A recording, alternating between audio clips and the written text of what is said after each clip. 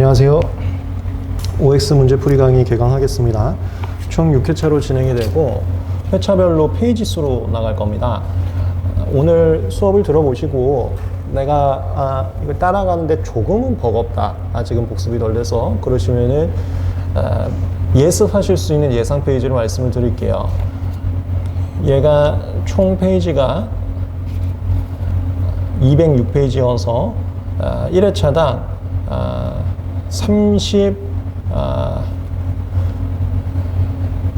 34에서 5페이지, 35페이지씩으로 생각하시면 되겠습니다. 한 회차당 35페이지씩, 한 회차당 35페이지씩 나가겠습니다. 그리고 수업을 진행할 때 제가 한 문제를 좀 길게 보는 식으로 분석을 해드릴 거기 때문에 35페이지에 있는 모든 문제를 못 풀 수도 있어요. 풀지 못한 문제 중에서 질문 있으신 분들은 JHJ 그룹이나 줌 미팅, 월수금 저녁 10시에 하는 줌 미팅에 오셔서 질문 주시면 제가 도와드리겠습니다. 1번 당사자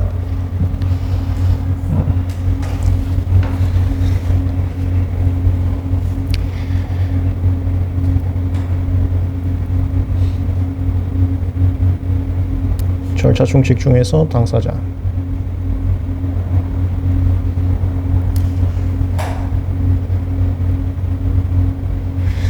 당사자는 저희가 봤던 게 능력입니다. 이 사람이 이 절차를 밟을 수 있는지 없는지, 혹은 혼자서 못 밟는 건지, 누군가 대리인이 필요한지. 능력이 당사자 능력이라고 있는데 이건 기본 강의에서 강조는 안 했어요. 이건 별 의미가 없습니다. 시험 문제도 잘 나오진 않을 거예요. 제끼고 크게 많이 나오는 게 권리 능력과 절차 능력입니다. 절차 능력 먼저 정리해 볼까요? 0.1조, 3조, 4조, 5조.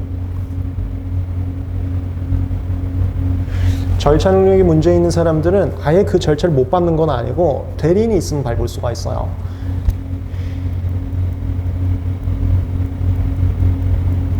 삼조가 미성년자,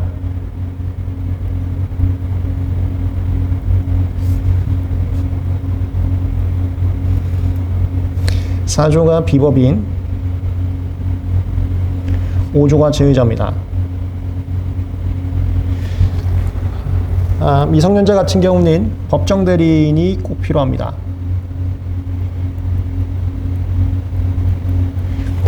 올해 기출문제 같은 경우 민법 문제가 나왔는데 민법에서는 법정 대리인 동의만으로도 계약서 행위 같은 걸 할 수가 있습니다. 근데 특허에서는 동의 같은 걸로 안 돼. 반드시 법정 대리인이 서면 쓰고 절차 제출해야 됩니다. 근데 올해 기출은 약간 민법 티각에 나오긴 했었어요. 기출문제집 이번 주 아마 나올 것 같습니다. 비법인은 대표자 또는 관리인이 있어야 됩니다.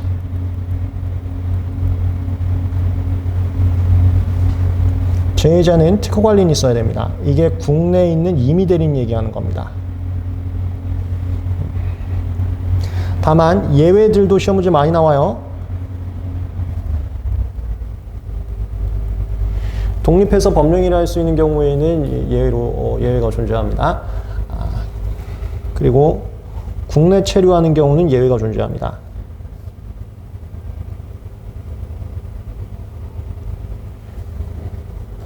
권리 능력 가겠습니다. 이거 기억나세요?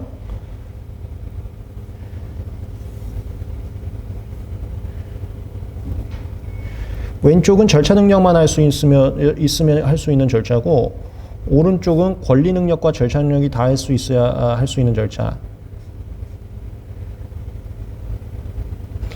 이 오른쪽 것만 외우시면 되는데, 여기는 특박권이나 특허권 관계된 절차라고 연상하시면 됩니다. 특박권 있어야지만 할 수 있는 절차가 출원이고요. 특허권 있어야지만 할 수 있는 절차가 준속기간 출원하고, 이건 특허권자만 할 수 있잖아요. 이건 특박권자만 할 수 있고, 그 다음에 무효심판이 시험 문제 제일 많이 나오는데요. 무효심판에서 특허권자는 피청구인 쪽에 쓰는 거예요.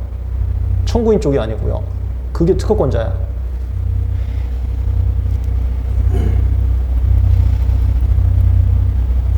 무효심판이 시험 문제 제일 많이 나오니까 대표 예시로 쓰겠습니다. 무슨 소리냐면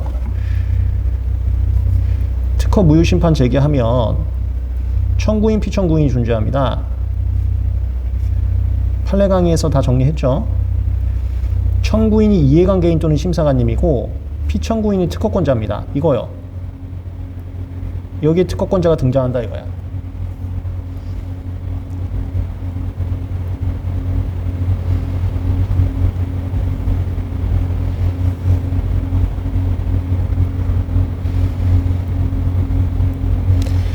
권리 능력과 절차 능력이 동시에 요구되는데 예를 들어서 권리 능력 없는 사람들이 밟았다. 대표적인 게 비법인 같은 애들이에요. 비법인은 권리 능력이 없습니다.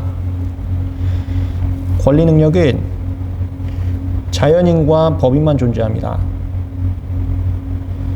이게 주민등록번호하고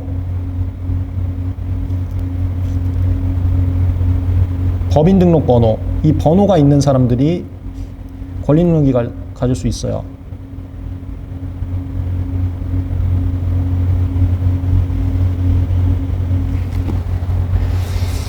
만약에 이런 절차를 비법인이 밟았다, 공부하실 필요는 없습니다. 사견으로는 반려됩니다. 반려.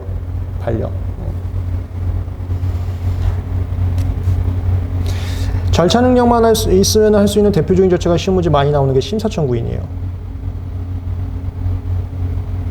이건 누구든지 할 수 있잖아. 또 특허 취소 신청인 이런 거 누구든지 할 수 있는 거.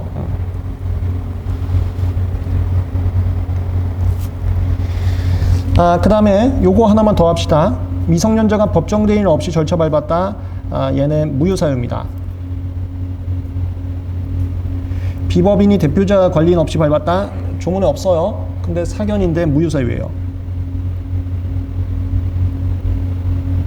제의자가 특허 관리인 없이 밟았다. 이거 시험 문제 많이 나옵니다. 얘는 반려사유입니다. 반려하고 무효의 가장 큰 차이점이자 스펙트럼화한 이유는 얘는 보정 가능해요. 그리고 이때 보정하는 것을 추인이라고 합니다. 얘도 보정 가능하고요. 이건 보정이 안 돼요. 무조건 다시 절차 밟아야 됩니다. 0.1초 만에 내용 정리 한번 해봤습니다. 여러분들 암기를 위해서 제가 박스 쳐드릴게요. 박스 치면은 암기에 효과가 좋습니다. 이런 심리적 작용도 공부하시면서 적극 활용을 하셔야 돼요. 오늘부로 이제 더 이상 까먹지 말고 외워버리세요. 이건 이제 오늘 이상으로는 더 이상 까먹으면 안 돼.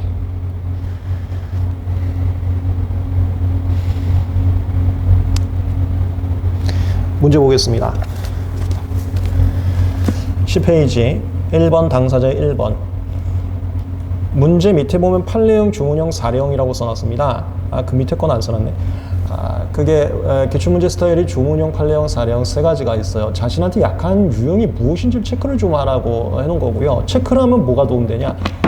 오늘 제가 방금 여러분들하고 수업하기 전에 7월 얼마인 모의고사 1등 인터뷰 진행했습니다. 이번 1등 인터뷰가 6월 얼마인 모의고사 1등하고 똑같은 분이에요. 6월 달에는 그분 기본서 정리한 걸 좀 보여드렸고, 오늘은 그분이 문제집을 풀고 계시더라고요. 요즘 공부를. 문제집 정리한 걸 보여드렸는데, 거기서 풀다가 틀린 문제는 많아. 틀린 문제는 많은데 해설 보고 이건 이거였잖아 체크한 거는 그냥 표시를 안 하고, 틀린 것 중에 해설을 봐도 자꾸 까먹는 거는 아예 테이프로 붙여놓거나 표시를 해놨더라고. 그거 하라는 소리예요. 내가 자꾸 판례형에서 많이 틀리네? 거기다 더 표시를 해놓으라는 소리지. 그럼 그거에 시간을 더 투자하게. 그럼 표시 안 한 것. 표시 안 한 건요. 오늘 월말 모의고사 인터뷰하면서 말씀드렸는데 신기하게도 내가 외워진 건 계속 외워져요. 내가 안 외워진 게 계속 안 외워집니다. 표시 안 한 건 강약 조절하셔도 됩니다. 물론 자만하라는 소리는 아니고요. 대충 넘어가셔도 그대로 외워져 있어요. 그런 식으로 내 도움 받아보시면 됩니다. 그래서 판례형이 계속 약하다? 판례형에 대해서 어떻게 제가 공부를 해야 되죠? 상담도 이렇게 요청을 하는 거야. 제가 사례형만 OX 했을 텐데 이거 어떻게 상담도 이렇게 이런 식으로 요청하는 거죠. 그렇게 구분하시면 됩니다. 문제 이제 다시 한번 제대로 보겠습니다. 1번. 이거 너무 아쉬웠어요. 이거 그 당시 사회적 이슈 문제였었는데 서울대학교를 법인화 하냐 마냐 신문 나오면 난리치고 하다가 법인화가 되어버렸습니다. 그 시점에 나온 문제예요. 이건 근데 우리 특허법 문제가 아닙니다. 그 서울대학교 법인화 문제네. 사회적 이슈로 그냥 여기다 내버렸는데, 국립대학 법인은 좀 아쉽습니다만 법인자 나왔죠. 이게 법인 등록 번호 받은 애들이야. 좀 아쉬워. 우리 진도는 아닌데, 국립대학 갖다 버리고 뒤에 법인이 붙었다는 게 이 법인 등록번호 받아버린 애들입니다. 얘네들은 권리 능력이 있어요. 그래서 얘네들은 출원, 존속기한 출원, 특허무효신문 피청구인 등 특박권자나 특허권자가 할 수 있는 절차도 다 할 수가 있습니다. 그 소리야, 그 소리.